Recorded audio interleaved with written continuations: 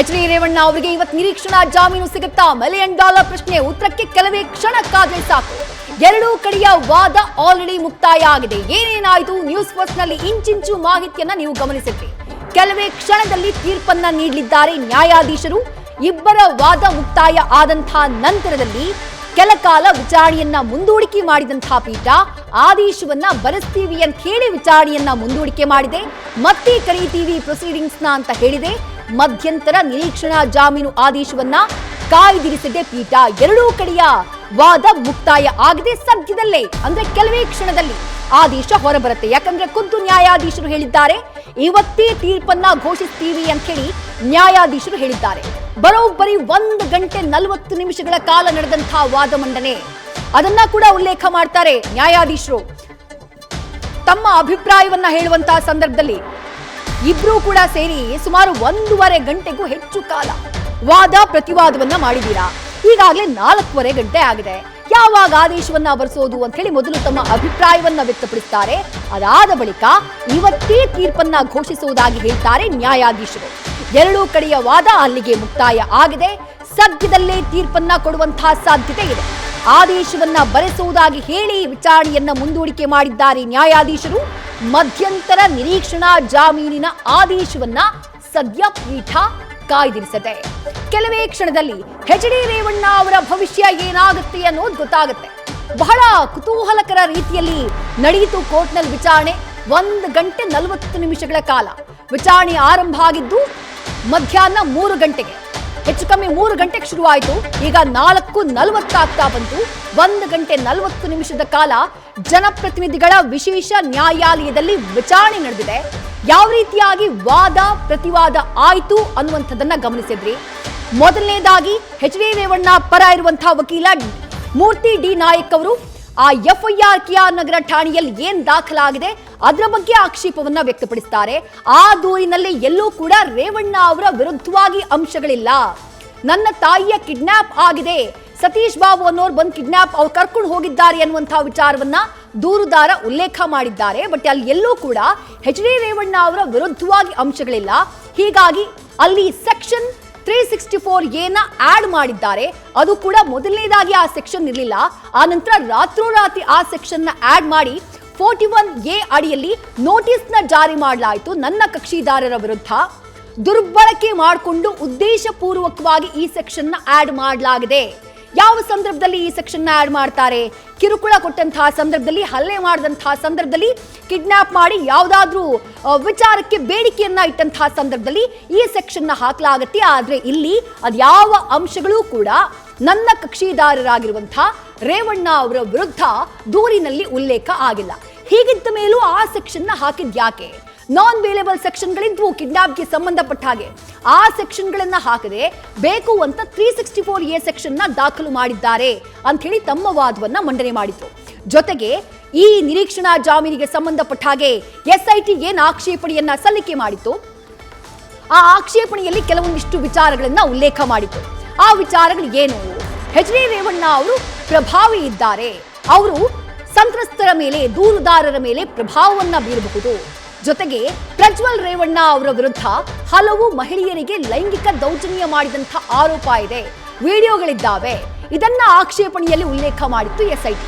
ಅದಕ್ಕೆ ಆಕ್ಷೇಪಣೆಯನ್ನ ವ್ಯಕ್ತಪಡಿಸಿದಂತಹ ಎಚ್.ಡಿ. ರೇವಣ್ಣ ಪರ ವಕೀಲ ಮೂರ್ತಿ ಡಿ ನಾಯಕ್ ಅವರು ಆ ಪ್ರಕರಣನೇ ಬೇರೆ, ಈ ಪ್ರಕರಣನೇ ಬೇರೆ, ಪ್ರಜ್ವಲ್ ರೇವಣ್ಣ ಅವರ ಬಗ್ಗೆ ಇಲ್ಲಿ ಆಕ್ಷೇಪಣೆ ವ್ಯಕ್ತಪಡಿಸಿದ ಯಾಕೆ ಅನ್ನುವಂತಹ ವಿಚಾರವನ್ನ ಪ್ರಶ್ನೆ ಮಾಡಿದ್ರು. ಎಸ್, ಮತ್ತಷ್ಟು ಲೈವ್ ಡೀಟೇಲ್ಸ್ ನಮ್ಮ ಪ್ರತಿನಿಧಿ ವಿಷ್ಣು ಪ್ರಸಾದ್ ನೀಡ್ತಾ ಹೋಗ್ತಾರೆ. ಇಷ್ಟು ಹೊತ್ತು ನೀವು ಏನು ಅಂಶಗಳನ್ನ ಗಮನಿಸಿದ್ರೋ, ಯಾರ ವಾದ ಏನಾಗಿತ್ತು, ಯಾರ ಪ್ರತಿವಾದ ಏನಾಗಿತ್ತು, ಇದನ್ನ ಕೋರ್ಟ್ ರೂಮ್ ನಲ್ಲಿ ಇದ್ಕೊಂಡು ಇಂಚಿಂಚು ಮಾಹಿತಿಯನ್ನ ನೀಡಿದ್ದು ನಮ್ಮ ಪ್ರತಿನಿಧಿ ವಿಷ್ಣು ಪ್ರಸಾದ್. ಈಗ ನಮ್ಮ ಜೊತೆ ಕನೆಕ್ಟ್ ಆಗಿದ್ದಾರೆ ವಿಷ್ಣು ಪ್ರಸಾದ್. ಬಹಳ ಕುತೂಹಲಕರವಾಗಿ ನಡೆಯಿತು ವಾದ ಹಾಗೆ ಪ್ರತಿವಾದ. ಕುತೂಹಲ ಸದ್ಯಕ್ಕಿರೋದು, ಎಲ್ಲರ ಪ್ರಶ್ನೆ ಕಾಡ್ತಾ ಇರೋದು, ಎಚ್.ಡಿ. ರೇವಣ್ಣ ಅವರಿಗೆ ನಿರೀಕ್ಷಣಾ ಜಾಮೀನು ಸಿಗುತ್ತೋ ಇಲ್ವೋ ಅನ್ನುವಂಥದ್ದೇ ಪ್ರಶ್ನೆ. ವಿಷ್ಣು, ಖಂಡಿತ ವಿದ್ಯಶ್ರೀ, ಇದಕ್ಕೆ ಉತ್ತರವನ್ನ ಈಗ ನ್ಯಾಯಾಧೀಶರು ಇನ್ನ ಕೆಲ ಗಂಟೆಗಳಲ್ಲಿ ಅಂತಂದ್ರೆ ಹತ್ರ 5:30 ಅಷ್ಟರೊಳಗಡೆ ಅವರು ಉತ್ತರ ಕೊಡುವಂತಹ ಸಾಧ್ಯತೆಗಳು ಬಹುತೇಕ ಜಾಸ್ತಿ ಇದೆ. ಯಾಕಂತಂದ್ರೆ ನ್ಯಾಯಾಲಯದ ಆದೇಶವನ್ನು ನಾವು ಪ್ರಿಡಿಕ್ಷನ್ ಕೂಡ ಮಾಡೋದಕ್ಕೆ ಸಾಧ್ಯ ಇಲ್ಲ.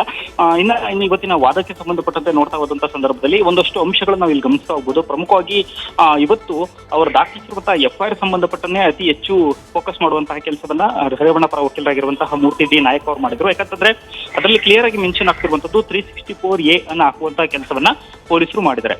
364A ಹಾಕೋದಕ್ಕೆ ಕೆಲವೊಂದಷ್ಟು ಷರತ್ತುಗಳಿರುವಂತದ್ದು. ಅದ್ರಲ್ಲಿ ಪ್ರಮುಖವಾಗಿ ಏನಂತಂದ್ರೆ ಆ 3 ಷರತ್ತುಗಳು ಅದರಲ್ಲಿ ಹೈಲೈಟ್ ಆಗ್ತಾ ಹೋಗುತ್ತೆ. ಮೊದಲನೇದು ಒಬ್ಬ ವ್ಯಕ್ತಿಗೆ ಬೆದರಿಕೆ ಇಲ್ಲ ಹಲ್ಲೆ ಆಗಿರ್ಬೇಕು, ಮತ್ತೆ ಡಿಮ್ಯಾಂಡ್ ಮಾಡಿರ್ಬೇಕು. ಅಂದ್ರೆ ಆ ವ್ಯಕ್ತಿಯನ್ನ ಕಿಡ್ನಾಪ್ ಮಾಡ್ತೀನಿ ಅಂತ ಹೆದರಿಸಿರುವಂತಹ ಅಂಶ ಇರಬೇಕು. ಇಲ್ಲ ಆ ವ್ಯಕ್ತಿಯನ್ನ ಕಿಡ್ನಾಪ್ ಮಾಡಿದ ಬಳಿಕ ಅವರ ಕಿಡ್ನಾಪ್ ಮಾಡಿದ್ದೀವಿ ಅಂತ ಹೇಳಿ ರ್ಯಾನ್ಸಮ್ ಕೇಳುವಂಥದ್ದು. ಅಂದ್ರೆ ಯಾವ ಇಂಟೆನ್ಷನ್ ಕಿಡ್ನಾಪ್ ಮಾಡಿದೀವಿ, ಯಾವ ಉದ್ದೇಶಕ್ಕೋಸ್ಕರ ಕಿಡ್ನಾಪ್ ಆಗಿದೆ, ಇದಕ್ಕೆ ಸಂಬಂಧಪಟ್ಟಂಗೆ ಅವರ ಕುಟುಂಬಸ್ಥರಿಗೆ ಯಾರಿಗಾದ್ರೂ ಬೆದರಿಕೆ ಆಗ್ತಂತ ಅಂಶಗಳು ಕಂಡು ಬಂದಿರಬೇಕು. ಅಂತಹ ಸಂದರ್ಭದಲ್ಲಿ 364A ಅನ್ನು ಹಾಕೋದಕ್ಕೆ ಅವಕಾಶ ಇರುವಂತದ್ದು. ಆದ್ರೆ ಬಟ್ ಇಲ್ಲಿ 364A ಹಾಕುವಂತ ಕೆಲಸ ಮಾಡಿದ್ದಾರೆ. ಆದ್ರೆ ನಾರ್ಮಲ್ ಆಗಿ ಕಿಡ್ನಾಪ್ ಅನ್ನೋದನ್ನ ನಾವು ನೋಡ್ತಾ ಹೋದಂತ ಸಂದರ್ಭದಲ್ಲಿ IPC ಸೆಕ್ಷನ್ 363 ಇದೆಯಲ್ಲ, ಆ ಅಂಶ ಹೇಳುವಂಥದ್ದು 363 ಕಿಡ್ನಾಪ್ ಬಗ್ಗೆ ಹೇಳುತ್ತೆ. ಆದ್ರೆ 364A ಆಗ್ಬೇಕು ಅಂದ್ರೆ ಈ 3 ಅಂಶಗಳು ಇಂಪಾರ್ಟೆಂಟ್ ಅನ್ನೋದನ್ನ ವಾದದಲ್ಲಿ ಉಲ್ಲೇಖ ಮಾಡುವಂತಹ ಕೆಲಸವನ್ನ ಅವರ ಪರ ವಕೀಲರು ಮಾಡಿದ್ರು. ಅದರ ಜೊತೆಗೆ ಇನ್ನಷ್ಟು ಪ್ರಮುಖವಾದಂತಹ ಅಂಶಗಳೇನಂತಂದ್ರೆ ಈ ಒಂದು ಪ್ರಕರಣಕ್ಕೆ ಸಂಬಂಧಪಟ್ಟಂತೆ ನೋಡೋದಾದ್ರೆ ಎಲ್ಲೋ ಒಂದ್ ಕಡೆ ಏಕಮುಖವಾದಂತಹ ತನಿಖೆ ನಡೆಸುವಂತಹ ಕೆಲಸ ಆಗ್ತಿದೆ ಅನ್ನೋದನ್ನ ಅವರು ಉಲ್ಲೇಖ ಮಾಡ್ತಾರೆ. ಯಾಕಂತಂದ್ರೆ ರಾಜ್ಯ ಸರ್ಕಾರದ ಅಡಿಯಲ್ಲಿ ಈ SIT ಕೆಲಸವನ್ನು ಮಾಡ್ತಕ್ಕಂಥದ್ದು. ಹೀಗಾಗಿ ಈ ರಾಜ್ಯ ಸರ್ಕಾರದ ಅಡಿಯಲ್ಲಿ SIT ಕೆಲಸವನ್ನು ಮಾಡ್ತಿರುವಂತಹ SIT ಏನಾದ್ರೂ ಪರವಾಗಿಲ್ಲ, ಯಾವುದಾದ್ರೂ ಎಕ್ಸ್ಟೆಂಡ್ ಹೋಗಿ ಅವ್ರನ್ನ ಬಂಧಿಸಲೇಬೇಕು ಅಂತ ನಿರ್ಧಾರ ಮಾಡಿಕೊಳ್ಳುವಂತಹ ಕೆಲಸವನ್ನು ಮಾಡಿದೆ. ಅವ್ರನ್ನ ಬಂಧಿಸುವಂತಹ ಕೆಲಸವನ್ನು ಮಾಡಲೇಬೇಕು, ಮತ್ತೆ ಬಂಧಿಸೇ ತೀರ್ಬೇಕು ಅಂತ ಡಿಸೈಡ್ ಆಗಿದೆ. ಹಾಗಾಗಿ ಈ ಒಂದು ಪ್ರಕರಣ ಎಲ್ಲೋ ಒಂದ್ ಕಡೆ ಏಕಮುಖವಾಗಿ ಇನ್ನು ನಡೀತಾ ಇದೆ, ವಿಚಾರಣೆ ನಡೀತಿದೆ ಅನ್ನೋ ಅಂಶವನ್ನು ಉಲ್ಲೇಖವನ್ನು ಮಾಡ್ತಾರೆ. ಇನ್ನೊಂದು ಕಿಡ್ನಾಪ್ ವಿಚಾರಕ್ಕೆ ಬಂದಂತಹ ಸಂದರ್ಭದಲ್ಲಿ ಓರ್ವ ಮಹಿಳೆ, ಯಾವುದೋ ಮಹಿಳೆ ನಾಪತ್ತೆ ಆದಂತಹ ಸಂದರ್ಭದಲ್ಲಿ ಆ ಮಹಿಳೆಯ ಬಗ್ಗೆ ಇನ್ನೊಬ್ಬ ಅವರ ಸಂಬಂಧಿ ಬಂದು ಅಂದ್ರೆ ಅವರ ಮಗ ಬಂದು ದೂರು ಕೊಡುವಂತಹ ಸಂದರ್ಭದಲ್ಲಿ ಇವರ ಹೆಸರನ್ನ ಉಲ್ಲೇಖವನ್ನ ಮಾಡಿದ್ದಾರೆ. ಅಂದ್ರೆ ಕರ್ಕೊಂಡೋಗಿರುವಂತಹ ವ್ಯಕ್ತಿಯೇ ಬೇರೆ, ಕರ್ಕೊಂಡೋಗಿರುವಂತಹ ವ್ಯಕ್ತಿ ರೇವಣ್ಣ ಕರ್ಕೊಂಡೋಗಿದ್ದಾರೆ ಅಂತ ಹೇಳಿದ್ದಕ್ಕೆ ಇವರ ವಿರುದ್ಧ ಇಲ್ಲಿ ಪ್ರಕರಣವನ್ನು ದಾಖಲಿಸುವಂತಹ ಕೆಲಸವನ್ನು ಮಾಡಿದ್ದಾರೆ. ಇಲ್ಲಿ ಅವರೇ ಕರ್ಕೊಂಡೋಗಿದ್ದಾರೆ, ರೇವಣ್ಣನೇ ಕಿಡ್ನಾಪ್ ಮಾಡಿದ್ದಾರೆ ಅನ್ನೋದಕ್ಕೆ ಯಾವುದೇ ಪ್ರೈಮಾ ಫಸಿ ಇಲ್ಲ. ಅಂದ್ರೆ ಮೇಲ್ನೋಟಕ್ಕೆ ಸಾಕ್ಷಿಗಳು ಕಂಡು ಬರ್ತಿಲ್ಲ, ಮತ್ತೆ ಅಂಶಗಳು ಕೂಡ ಕಂಡು ಬರ್ತಿಲ್ಲ. ಹೀಗಾಗಿ ಇವ್ರನ್ನ ಇಲ್ಲಿ ದುರುದ್ದೇಶಪೂರ್ವಕವಾಗಿ ಸಿಕ್ಕಿಸುವಂತಹ ಕೆಲಸವನ್ನ ಆಗಿದೆ ಅನ್ನೋ ಒಂದು ಅಂಶವನ್ನು ಕೂಡ ಉಲ್ಲೇಖವನ್ನು ಮಾಡ್ತಾರೆ. ಅದರ ಜೊತೆಗೆ ಇದು ಪ್ರಕರಣ ಸಂಪೂರ್ಣವಾಗಿ ರಾಜಕೀಯ ಪ್ರೇರಿತವಾಗಿರುವಂತದ್ದು. ಲೋಕಸಭಾ ಎಲೆಕ್ಷನ್ ಇರುವಂತಹ ಹಿನ್ನೆಲೆಯಲ್ಲಿ ಆ ಎಲೆಕ್ಷನ್ ಅಂಶವನ್ನು ಇಟ್ಕೊಂಡು ಈ ರೀತಿ ಅವರನ್ನ ಪ್ರಕರಣಕ್ಕೆ ಸಂಬಂಧಪಟ್ಟಂತೆ ಸಿಲುಕಿಸುವಂತಹ ಕೆಲಸ ಆಗ್ತಿದೆ. ಮತ್ತೆ ರೇವಣ್ಣ ಅವರ ವಿರುದ್ಧ ಇಡೀ ಪ್ರಕರಣದಲ್ಲಿ ಎಲ್ಲೂ ಕೂಡ ನೇರವಾದಂತಹ ಇವರು ಪಾಲುದಾರಿಕೆ ಅಂಶಗಳು ಕಂಡು ಬರ್ತಿಲ್ಲ ಅನ್ನುವಂಥದ್ದನ್ನ ಅವರ ಪರ ವಕೀಲರು ವಾದ ಮಂಡಿಸುವಂತಹ ಕೆಲಸವನ್ನು ಮಾಡಿದ್ರು. ಇನ್ನ ಇದಕ್ಕೆ ಪ್ರತಿವಾದವನ್ನು ಕೂಡ SIT ಪರ ವಕೀಲರಾಗಿರುವಂತಹ SPP ಜಗದೀಶ್ ಅವರು ಉಲ್ಲೇಖವನ್ನು ಮಾಡ್ತಾರೆ. ಅವ್ರು ಹೇಳುವಂತಹ ಸಂದರ್ಭದಲ್ಲಿ ಕೆಲವೊಂದಷ್ಟು ಅಂಶಗಳನ್ನು ಅವರು ಉಲ್ಲೇಖ ಮಾಡಿದ್ರು. ಮೊದಲನೇದಾಗಿ ಅವರು ಉಲ್ಲೇಖ ಮಾಡಿದ್ದೇನೆಂತಂದ್ರೆ ಇಲ್ಲಿ ಈ ವ್ಯಕ್ತಿ ಏನು ಅಂದ್ರೆ ಆರೋಪಿಯಾಗಿರುವ ಸ್ಥಾನದಲ್ಲಿರುವಂತಹ ರೇವಣ್ಣ ಇರ್ಬೋದು, ಮತ್ತೆ ಅವರ ಮಗ ಆಗಿರುವಂತಹ ಪ್ರಜ್ವಲ್ ರೇವಣ್ಣ ತುಂಬಾನೇ ಪ್ರಭಾವಿಗಳಾಗಿದ್ದಾರೆ. ಅವರು ಯಾವ ಎಕ್ಸ್ಟೆಂಡ್ ಬೇಕಾದ್ರೂ ಹೋಗೋದಕ್ಕೆ ರೆಡಿ ಇರ್ತಾರೆ. ಅಂದ್ರೆ ಅವರ ವಿರುದ್ಧ ಯಾರಾದರೂ ದೂರು ಕೊಡೋದಕ್ಕೆ ಬಂದಂತಹ ಸಂದರ್ಭದಲ್ಲಿ ಬೆದರಿಸುವಂತಹ ಪ್ರಯತ್ನ ಆಗುತ್ತೆ. ಅದನ್ನಕ್ಕೆ ಎಕ್ಸಾಂಪಲ್, ಈ ಒಂದು ಎಕ್ಸಾಂಪಲ್ ಕೂಡ ಅಲ್ಲಿ ಮೆನ್ಷನ್ ಮಾಡ್ತಾರೆ. ಅಂದ್ರೆ ಈ ಒಂದು ಕಿಡ್ನಾಪ್ ಪ್ರಕರಣದ ಮೂಲಕ ಬೇರೆ ಯಾರಾದ್ರೂ ಅವರ ವಿರುದ್ಧ ದೂರು ಕೊಡಬೇಕು ಅಂತ ಬಂದಂತ ಸಂದರ್ಭದಲ್ಲಿ ಒಂದು ಸಂದೇಶವನ್ನ ರವಾನೆ ಮಾಡಬೇಕಾಗುತ್ತೆ. ಅಂದ್ರೆ ಇವರಿಗೆ ಎದುರಿಸುವಂತಹ ಇವ್ರಿಗೆ ಕಂಡ್ರೆ ಎದುರಬೇಕು ಅನ್ನೋ ರೀತಿ ಸಂದೇಶ ರವಾನೆ ಮಾಡುವಂತಹ ಉದ್ದೇಶದಿಂದ ಈ ಒಂದು ಕಿಡ್ನಾಪ್ ಮಾಡ್ತಿದ್ದಾರೆ ಅನ್ನೋ ಒಂದು ಪಾಯಿಂಟ್ ಅನ್ನು ಕೂಡ ಅವರು ಉಲ್ಲೇಖ ಮಾಡ್ತಾರೆ. ಜೊತೆಗೆ ಇವರು ಕೂಡ ಬೇರೆ ಬೇರೆ ಕೋರ್ಟ್ನ, ಅದರಲ್ಲಿ ಪ್ರಮುಖವಾಗಿ ಸುಪ್ರೀಂ ಕೋರ್ಟ್ ಮತ್ತು ಹೈಕೋರ್ಟ್ನ ಅನೇಕ ಹಳೆ ಪ್ರಕರಣಗಳಿಗೆ ಸಂಬಂಧಪಟ್ಟಂತಹ ಅಂಶಗಳನ್ನು ಉಲ್ಲೇಖ ಮಾಡುವಂತ ಕೆಲಸವನ್ನು ಮಾಡಿದ್ರು. ಅದರಲ್ಲಿ 364A ಯಾವಾಗ ಅಪ್ಲಿಕೇಬಲ್ ಆಗುತ್ತೆ ಅನ್ನೋದು ಕೂಡ ಎರಡೂ ಕಡೆಯಿಂದಲೂ ಕೂಡ ಬೇರೆ ಬೇರೆ ರೀತಿಯ ಆಯಾಮದಲ್ಲಿ ವಾದ ಮಂಡಿಸುವಂತಹ ಕೆಲಸವನ್ನು ಮಾಡಿದ್ರು. ಒಟ್ಟಿನಲ್ಲಿ ಎರಡು ಕಡೆ ವಾದವನ್ನು ಆಲಿಸಿದಂತಹ ನ್ಯಾಯಾಧೀಶರು ಒಂದು ಅಂಶವನ್ನು ಉಲ್ಲೇಖ ಮಾಡುವಂತ ಕೆಲಸವನ್ನು ಮಾಡಿದ್ರು.